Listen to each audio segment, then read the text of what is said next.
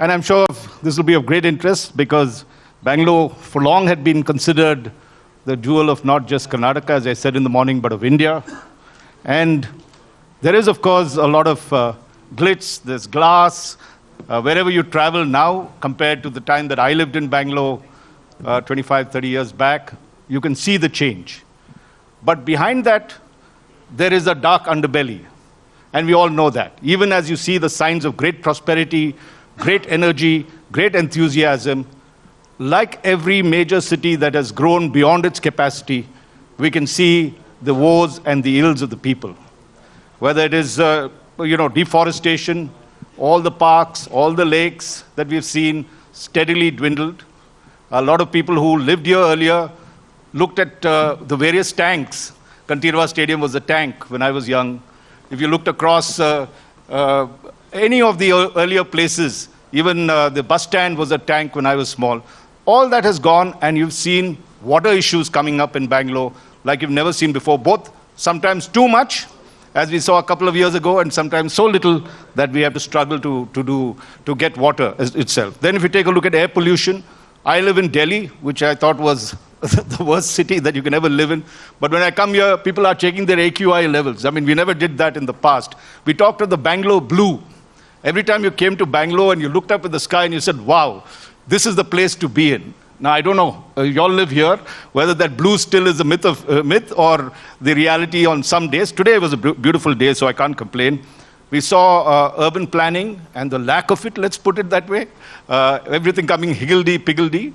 At one time, I was just mentioning to the minister during lunch that I could travel from Richmond Road to Indiranagar, where I used to live, every day, have lunch with my wife and come back in 5 minutes, 10 minutes time. Today, if I tried that, I think I would be marked half a day absent if I didn't watch out. So you have that. And if you look at waste management, congestion, traffic, I don't need to tell Bangaloreans about it.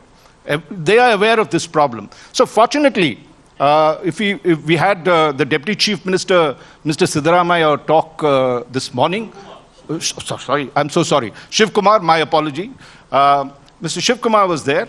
And he talked of the fact that he understands a lot of the issues, he's taking action on a lot of the issues, but what he's looking for is pragmatic solutions. Because you could have a lot of solutions that are my great wish list for it, but if it is not pragmatic, then it doesn't get implemented. So today we are very fortunate that we have an excellent panel of experts. Naresh Narasimhan, who's an architect, urbanist, and entrepreneur. S. Vishwanath, he made sure I said, don't say Vishwanathan. Yes, he says he's from Karnataka, so water conservation. Revathy Ashok, CEO of Bangalore Political Action Committee, and last but not least, Professor Ashish Verma, Head of Sustainable Transportation Lab of the Indian Institute of Science. So we've got the range, and let me start with Naresh Narasimhan on the other end of the table. And Naresh, you have led a lot of the campaigns, including the cleanup campaign. Let us look at urban planning, since that is something that we need to focus on. Is it, let's say, the No Hope Saloon, a lost cause, Bangalore, or is there a chance for us to replan Bangalore in a way that we can still save the city? And if there are 3 suggestions or 4 suggestions. Okay. We've been used to a regime in which planning is, as a discipline, is that the entire city freezes and nothing happens when the plan is being made. That is what is been the paradigm thus far. And the paradigm also from a planning perspective as a planner is that we think that fossil fuels are endless and it'll never run out. So the city can keep on expanding forever and you can drive to their destination at some point in a vehicle. Both these fallacies are wrong now and have been proved wrong. And all over the world that you see that there is a change coming towards more compact cities, right? From a completely planning point of view, I think one of the idea of centralized planning is totally dead. Anyway, I think the government of India has also recognized that decentralization of both urban infrastructure and urban facilities is the way to go. And using words like downtown and suburbia is an outdated concept completely. It's an American concept which shouldn't have been brought into India in the first place at all.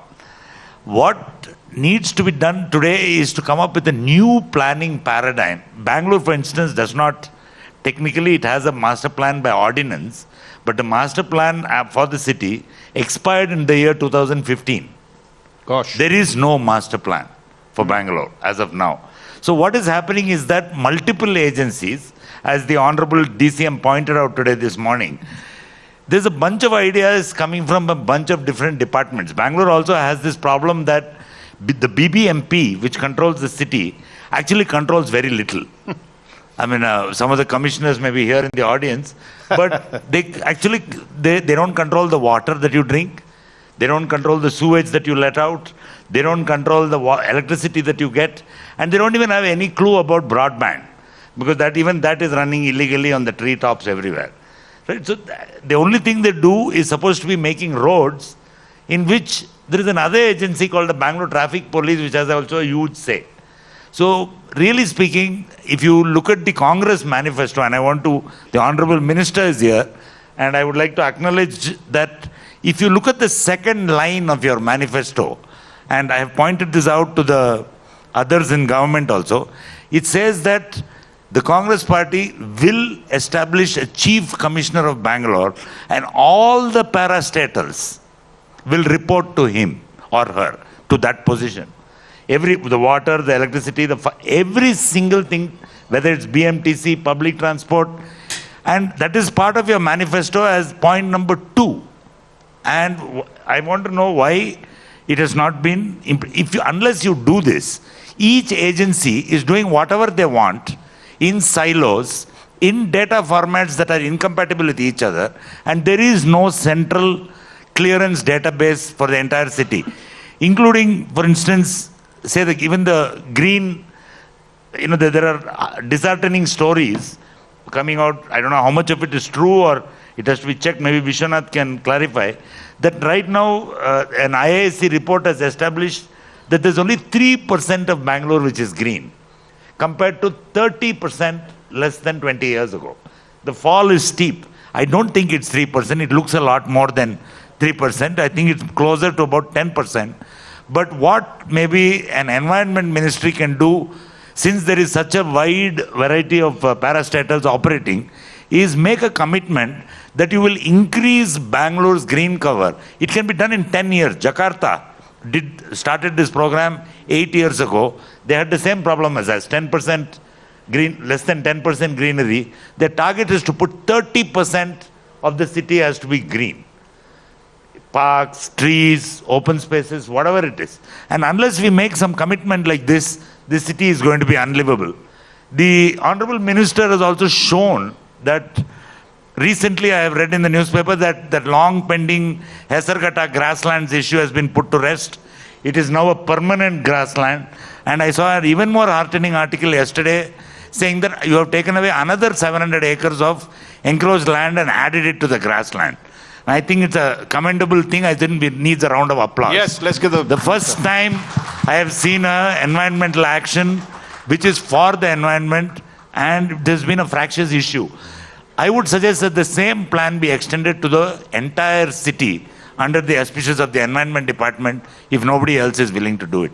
Thanks, Naresh. Thanks. And coming to Ashish, and looking at transportation, right? And that's the heartburn of all of Bangalore. That's where all our energy is going to, traveling. We can actually conduct our office going in our car. We don't have to reach the office at all. We probably don't in most occasions. So, Ashish, what is your 2 or 3 points you think is critical to change the way we commute in Bangalore and ease this problem that we have?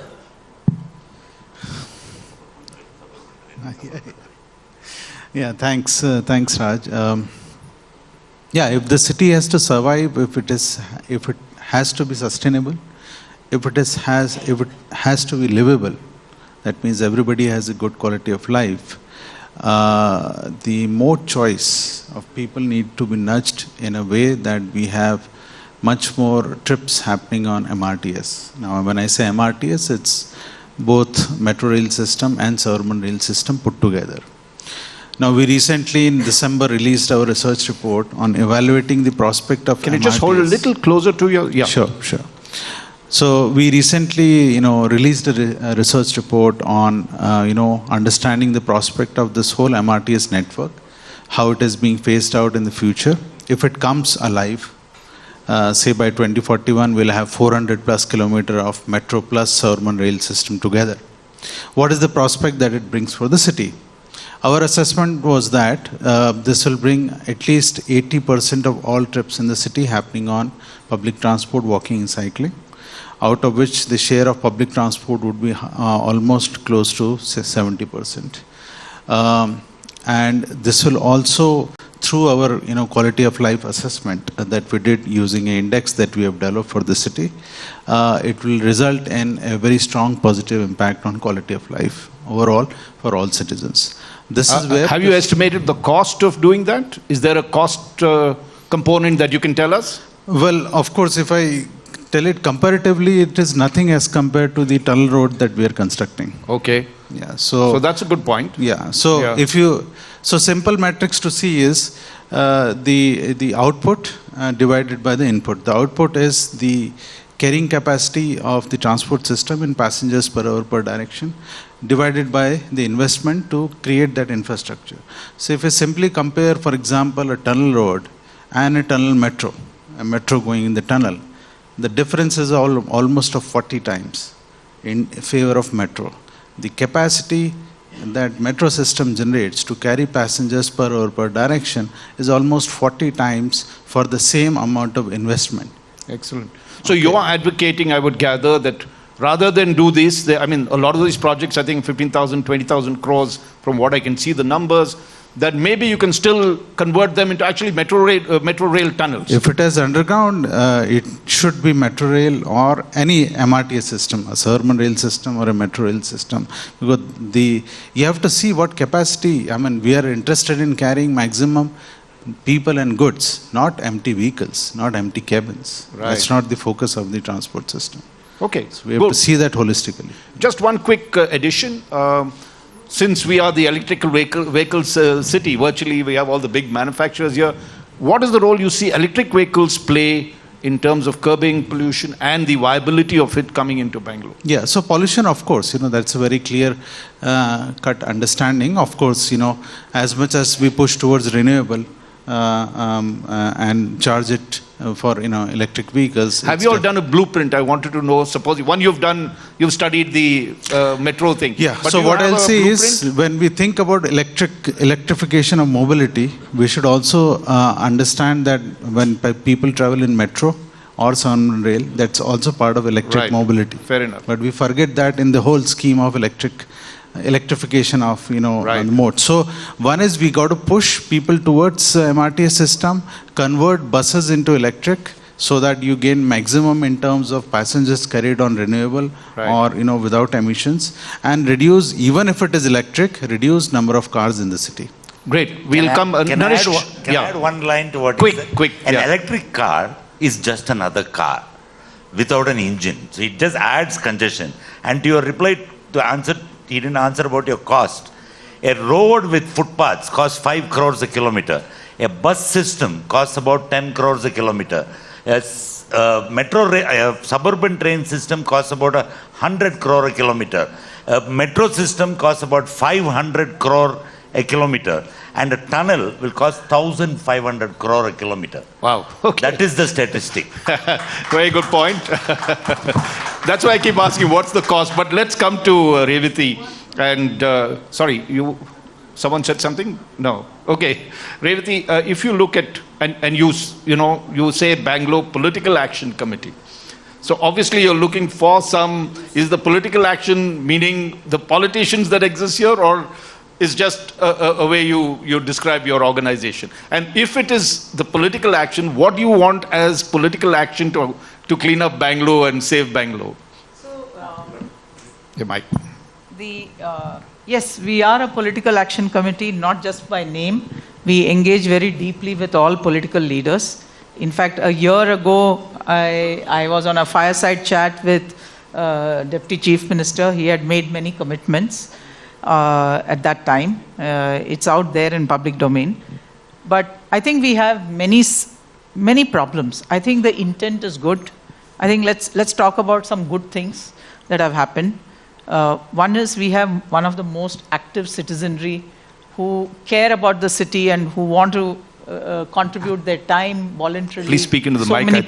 So many people wanting to contribute voluntarily, and there are many citizen action groups. Sometimes, of course, they are not fully aligned, so there are interest groups, and those need to be resolved. But based on all these actions and pushing, about 5 years ago, we had mooted the concept of having an office of sustainability, so that it can drive a lot of sustainability actions throughout the city. Glad to say that with work from various other parties, there is today a climate action plan for the city. There is a climate action cell. Now that's the good part. It lays out various goals that the city has to achieve, both in terms of energy, in terms of water, in terms of waste management, in terms of stormwater, etc., mobility, transportation. Can I just ask you, does it have any teeth? Because, good intentions... Yeah. I'm coming to that. So, it's been there. I don't want to downplay the impact of it, because the very fact that it is there, it is starting to function is a good thing. So, any action moving in the forward direction is a good thing. But how will it have teeth? It's very difficult if these kinds of cells are not having any jurisdictional powers over, let's say, a BBMP or a lake management authority or BWSSB or mobility. So it can be a statement of good intention. And then they are doing a lot of good pilot projects involving citizens, involving corporates, asking them to do projects, which is all great, which at least creates a certain awareness amongst corporates, awareness among citizens that various things need to be done. But it falls far below the capability of what such a powerful action plan can really achieve if they had some powers. And what could those powers be?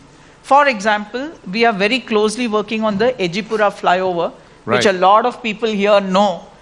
Over the last 3 months, B.PAC has pushed the government to remove 4,500 tons of debris and garbage lying on the main carriageway in the central area. That Ejipura flyover was 7 years under construction, not seen the light of day. So, whether it is even going to solve a problem today, it is absolutely not going to solve any problem. That flyover is not going to solve any of our commute problems. It's an ill-designed, ill-thought-out problem. But the fact now, that... is there a point there the fact that 4,500 tons of garbage, and still there is about 20 to 30% still to be removed, could actually lie on the central carriageway in one of the most, a place where all the startups and all the big hubs and are all there, could lie there for 7 years. And the amount of advocacy that we had to do, moving this paper from pillar to post to chief secretaries, it's been a massive effort of several years. Minister to chief secretary to commissioner to, holding meetings with the contractor on the site. Wonderful work, I think, but of course you deserve a clap at least to get that much of that thing out, on the good side of it. But the fact is, why is this not integrated with the Bangalore Climate Action Plan? I mean, it's fundamental that 5,000 tons of debris, this lying on the main carriageway, this is, instead of doing small projects here and there, maybe I will do some greening, I will do a mapathon, if we take some big, very, very pressing ones, which will create immediate impact, I think the citizens will feel much more empowered. But having said that, I must also say, today, for all the wrong things that we do, Karnataka has 65% renewable energy. One of the Well, best in let's the country. give a warm round of applause for that. Good news is always The welcome. Best in the country. Right. We have about And we had the Deputy Chief Minister mention that solar 55%. is one of the best It's always been things. a front runner, about Right. 55% in Bangalore. So Right. I think there is... Hope, you're saying. It's energy is something I think we have done better than most others. Right. But many others, Yeah. lot of way. Let me lot of get work to be done. Vishwanath in at this point, because I think you're now going to be dealing with one of the most intractable problems that Bangalore faces, which is water supply. We all know at one time it used to be a boast that we pumped water up a steep gradient of 100 kilometers. It is a world record of pumping water. We've seen now Kaveri Stage 1, Kaveri Stage 2, Stage 3 coming in. And the fact is we're still short of water and we'll need a lot more water. And yet at the same time, we have a lot of lakes. There's the conservation of water itself within the city. The amount of water flow that exists is not being utilized, and we've seen floods cause that. So, and the Deputy Chief Minister did talk about the fact of a rejuvenation of lakes and seeing whether we can tap the underground water and make sure that they are recharged in a way. So what would your action plan be in terms of ensuring that Bangalore has a sustainable water supply? So let me just sort of disabuse the notion that there is a water scarcity. We are getting 2,275 million liters per day at the end of the Kaveri fifth phase, which is ongoing right now. We're getting about 800 million liters per day from groundwater. That's 3,000 million liters. There's 80% of that is treated used water, which is roughly 2,000 million liters. So total is 5,000 million liters. That's available to us as a city, right? Now, globally, cities work on 100 liters per capita per day. It's a very water efficient system, which means that we have enough for a population of 50 million, which means we can do all the townships that are needed all across and still be water sufficient. What we lack is an imagination which is based on integrated urban water management, which requires institutional build-up, and we lack financial investments in a sector which is absolutely most crucial for Bangalore. Without investing in water, the city will not survive. With gridlock and transport, we may survive, we may go on, but without water, we won't survive. Let me also point out one thing. Can I just ask you an ABC question? You're saying that we have enough water. Yes. Then why are so many colonies complaining that they don't get water? Because we don't. What is the issue? We don't price it right. See, water is a human right, but we're not pricing it right. And therefore, when we don't price it right, we're not empowering the BWSSB to have enough monies to invest in O&M and capital expansion. What's happened is we're dependent on funds from JICA or World Bank for capital investments in the water sector. The water sector has to become at least independent in terms of operations and maintenance and replacement of old infrastructure, right? So the crucial thing is get the price right. Capture the human right to water. Now, just when you say get the price right, can you give us a practical example? What is the per unit I'll tell you. charge of water? How much are we subsidizing Bangalore water? Yeah. And what do you think would be the real price? I'll give you the numbers also. It costs 52 rupees a kiloliter, that's 1,000 liters of water, to get water to citizens, which is just the O&M cost, operations and maintenance cost, right? Now, if you're taking a capital... 52 rupees a liter. 1,000 liters. 1,000 liters. 1,000 Right, liters. okay. What we pay as a domestic resident, I pay 7 rupees a 1,000 liters for the first slab and 11 rupees a 1,000 liters for the second So slab. we are, even though we might be well-to-do, being happily subsidized by the government. Absolutely. Am I right? Absolutely. All of us, we look down at the others who are getting the money, but we are basically paying much less for our water. Absolutely. So a household which consumes 20,000 liters of water in a domestic connection gets a subsidy of 1,650 rupees a month. If you're in a house in Koramangala or Indiranagar. Those who are in apartments get slightly lesser subsidy because they pay 23 rupees a kiloliter, but still they are subsidized, right? Now, what's I'm sure this is not a guarantee, Mr. Minister, that you thought when you were giving all the 5 guarantees. You should add in the 6 guarantees. Bangalore is getting 1,600 rupees as subsidy every month, you're saying? Is it? Or a year? No, per month. If you consume 20,000 liters a month. So here's the thing. See, if we get the prices right and if we get the cost recovered, which means there will be no sewage flowing in our stormwater drains. All sewage or wastewater will be collected, treated, and reused, right? If we get the price right. So getting the ecological price for water right will save us from environmental pollution. It will release our lakes from pollution through sewage. It will release our groundwater to be used properly. The other last point that I want to make is our institution, the BWSSB, was the first parastatal to be created in India in 1964. Bangalore realized that water needs a specialized agency to be able to pump the 95 kilometers and 300 meters up. Now, we need to make it a well-rounded institution. We have to equip with capabilities of groundwater management, that is aquifer understanding and management. That's a good point. And we should equip it with the capabilities of a treated reused water plant. Now, I'll just point out one other thing which we are doing fantastically with water and which we need to do it at a BMRDA scale. We're only now obsessing with the Bangalore metropolitan area, but we need to worry about the BMRDA area because that's where the growth is occurring. Devanhalli, Sarjapur, Kanakpura, you name it, that's where the boom is. However, the minor irrigation department of the government of Karnataka is running the second largest transfer of treated used water for filling lakes in the world, next to Mexico City. If the plants go all to scale, 1,100 lakes will be filled with treated used water, 22 TMC feet of water, which means what's happening now is that these lakes are recharging the aquifers in the places they are getting filled, and they're providing water for agriculture, but also for urban use and as well as Gram Panchayat use. Now, if we systematically develop a plan between the BWSSB, the minor irrigation department, and the groundwater department, then we have water security and climate change security for the entire BMRDA area. This is the potential of Bangalore, and this is the example that Bangalore can set, not for India, for the world. You know, and the only thing we lack is the right institutional architecture, which will run or with the this political vision. will, if you want to be controversial? No, not the political. The political will is also there. People want the solutions, but we don't have the institutional architecture to do this imagination at this scale. I just wonder, okay, what was the per unit charge you were giving Bangaloreans right now? 52 rupees a kilometer. What would you say would be a reasonable amount? How much more should we increase? No, if you're getting water from a tanker, you're paying 110 rupees a kiloliter already. You're willing to pay the tanker wala for bad quality water much more than what you're willing to pay the BWS. No, why I asked that question, because it's politically sensitive. For anyone to raise the rates from 10 times, there will be a huge protest from the very people who are getting the subsidy. The point is that the people who are buying RO water, for example, the poorest in society, because they don't get good quality water, are already paying 250 rupees a kiloliter, because you're paying 5 rupees for 20 liters, and that's not water in your home. You have to go on a scooter or a two-wheeler, 2 kilometers, 1 kilometer, stand in a queue, fill that up, and pay 5 rupees for 20 liters. Fair enough. I've got exactly 8 minutes left, and what I'm going to ask you all to do, each one of you all, 2 minutes,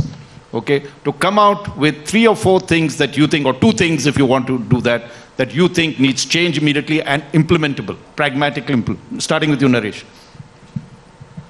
For a start, the point that I made first, that Bangalore needs a governance overhaul. Why not a minister? You have a minister. Why can't you make him the parastatical authority for everything that's there? No, the Congress, why do you need a separate... The ruling party has already made a statement. All I'm saying is please implement what you said in your manifesto. Fine. That will make a huge difference to governance in the city. Got that. The second is a personal thing. All the time in city we keep talking about solid waste. And there's a lot of effort going on solid waste management. The one great thing that's being ignored in Bangalore is liquid waste, which is actually a resource. You know, the great architect Buckminster Fuller in the US once made a statement saying that pollution is a resource which humanity has not found a way to make money out of. That's all. That's why it's a pollution. If you know how to recycle, reuse, all these are... And you did, if I recall, that K100 drain. K100 is a classic example of how you can bring back ecosystem back to life within 2 years. It's almost like what. But let's give Naresh a really good round of applause for K100. We all know the story, but all credit for that. It's still 80% there. Okay, so, but we'll wait to 100%. But I'm saying that Bangalore, look at the. But I'm saying instead of framing it just as a wastewater problem, Bangalore is the largest city in the world for a reason. It is the largest city in the world not next to a natural feature. There is no river, there is no mountain, there is no sea, there is no nothing. We are actually sitting on top of a ridge, and the land is sloping away. We are actually sitting on one of the highest points of Bangalore. Right. The land is sloping away on both sides, and there is no reason it should flood at all. And like what Vishwanath pointed out, all sewage it's 85% reusable water. Instead of just giving it to Tamil Nadu as a gift every day, We give them lots of, about 1,500 liters of sewage gift every day we give them. Or more maybe. They don't think it's a gift, but it's okay. But I'm saying that if it can be that little policy change, saying that fair enough. Go from a, what do you call it, use cycle to a reduce cycle to a reuse cycle. Phenomenal. I've got limited time, so Ashish, very good points. Let's give them a round of applause for that. Yes. Ashish, yes. Yeah, so one is operationalize BMLT, Bangalore Metropolitan Land Transport Authority. The bill is already passed. I don't know why for last 1.5, 2 years we have still not operationalized BMLT. This will go a long way in taking care of integrating the function of the last mile connectivity is what you're talking about? Why Bangalore Metropolitan Land Transport Authority. Right. The bill was already passed in the assembly. It's been more than 1.5 years. It's not been operationalized. Okay. This would have a long, far-reaching, positive implications on how transport is governed, and we can have a holistic vision for the city. That's one thing. Second is, have a single operating agency for all public transport modes, whether it is urban rail, metro or buses. So that the fact that they are running by different organizations creates a lot of complication.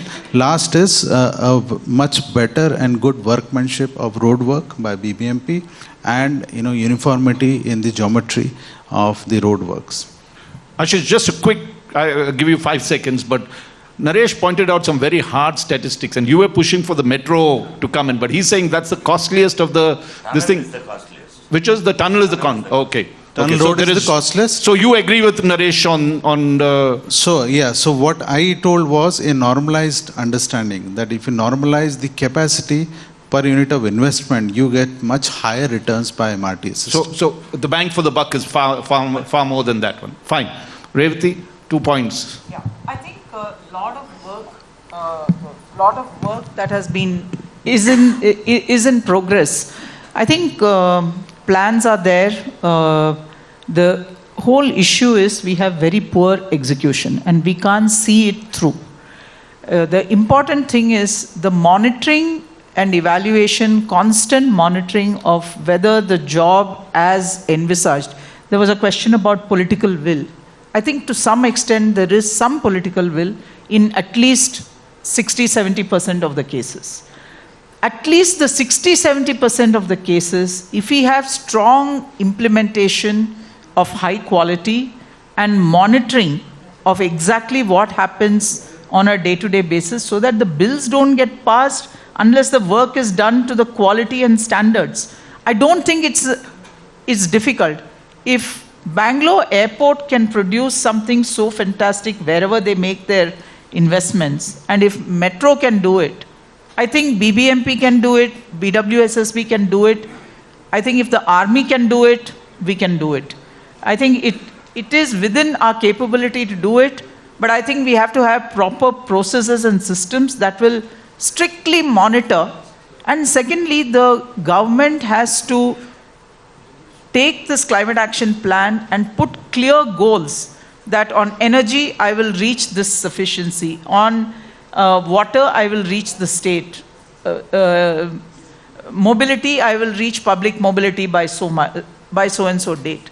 And then follow through with that and provide a report card every year to the citizens. I think it's most important. Right. No, very good point. And finally, Vishwanath, your point. So, very quick, very specific points. I think restructure the BWSSB to get a groundwater cell, a drop and aquifer management plan for the city. Restructure the BWSSB for a wastewater reuse plan and policy for Bangalore, right? Strengthen the pollution control board with a specific focus of getting industrial effluents out of our rivers and out of land. There's a lot of pollution happening from industrial effluents, which is you mean your Arkavati, Dakshin Pinakani and Vishwanath. Right. That's a challenge which is very difficult to handle. And finally, invest 10,000 crores in a sewerage network and sewage treatment plants to put all of that back to reuse. Wonderful. You know, we've had a wonderful range of suggestions. Exactly what the Deputy Chief Minister had wanted. Nagarjun, you know, you're here. He wanted a blueprint for Bangalore. I think we've got a lot of good points for that. We're going to compile each of you all made significant points that I think we need to take note of. And generally, I think we're all a little hopeful that Bangalore will change. We have not lost Bangalore as yet, I would gather. This is not a city that is a lost cause. All of us are Bangaloreans at heart, and we all love the city to death, though we critique it, but we will stay. Yes. Yes to Bangalore, and make sure we live longer and far healthier and happier. Thank you very much, ladies and gentlemen, for this. Thank you. Thank you very much, speakers.